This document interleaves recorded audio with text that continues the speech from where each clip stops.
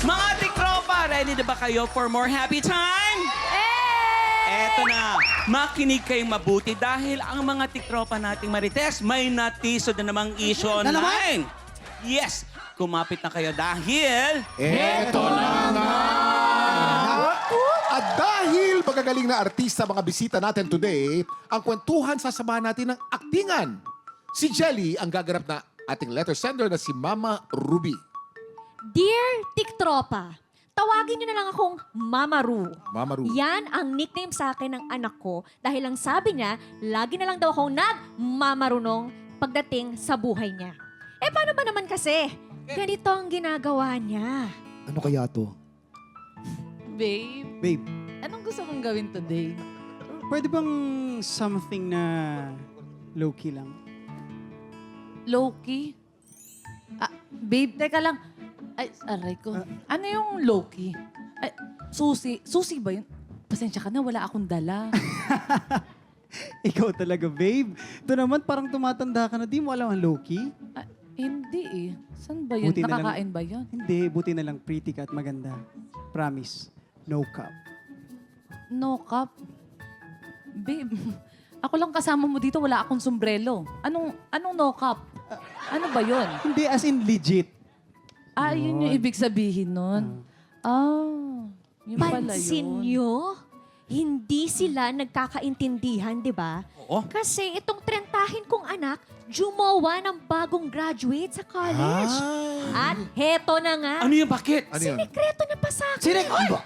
Ako! Nalaman ko na lang ng minsang, Sis! Uy! I miss you! Ang tagal na natin di nagkikita. Kaya nga, ako kasi busy ako sa pag-aalaga ng anak ko. Mabuti na lang talaga ngayon. Graduate na siya ng college, Oo. so medyo nakakahinga Ay na. naku, good job ka dyan, Mare. Ako naman, hinihintay ko lang na mag-asawa yung anak ko. Kasi medyo tetrentahin na siya. Ay, ganun ba? Yeah. Ma! Oh! Ma, you're here. Musta po? OMG! Luwa. Anak ni Janice! Ang pogi! Ay, laki mo naman. na! Siyempre, mana sa mami, di ba? At may girlfriend na yan. Yes.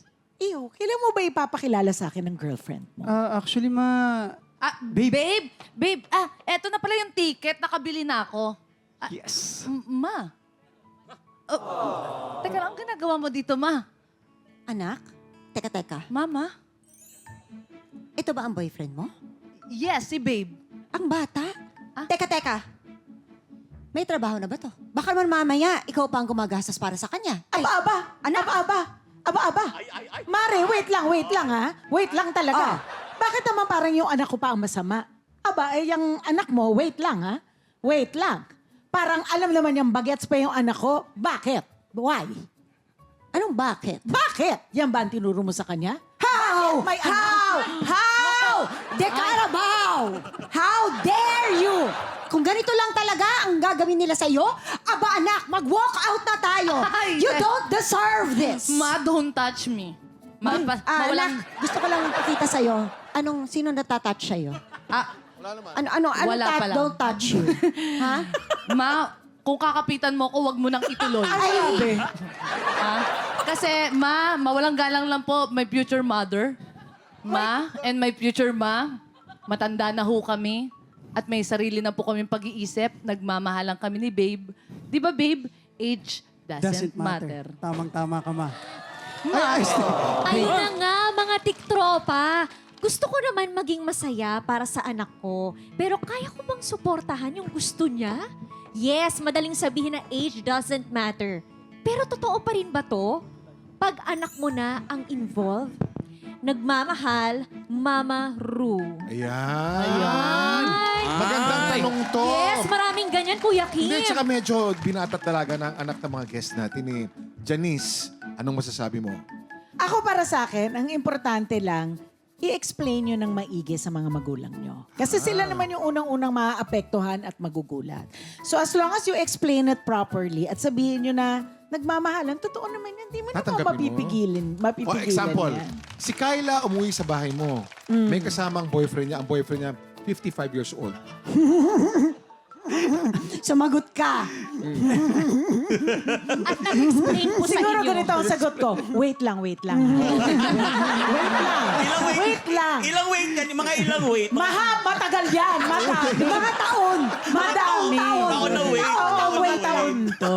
Pero again, kahit naman pigilin mo sila, kung ano yung gusto nila, Gagawin. gagawin pa rin naman Tama. nila. So mabuti pang i-deal with, pag-usapan, alamin ang intensyon, ang ano.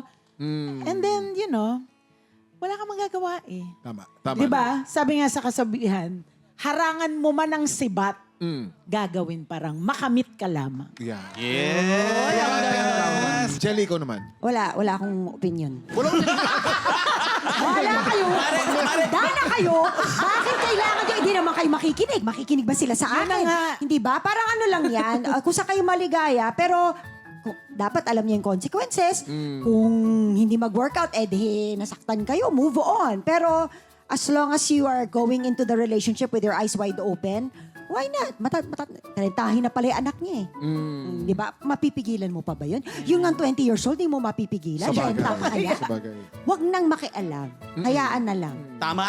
Ako bilang tatay na may mga dalaga at binatang anak, ang gagawin ko dyan, kasi age, no? May shock factor muna yan eh. Ang sabihin ko, compromise tayo. Gusto kong barkadahin muna at kilalanin kung sino man yung lalaki na yan. Point of view ng lalaki ng tatay. Makita yan. ko yung ugali at yung intensyon more than the age. Correct. Para malaman ko kung puro naman talaga, edi okay lang. Oo. Pero ito, ang takot ako. Na pag kasing edad ko na o mas matanda sa akin, parang ayoko talaga. Hindi ko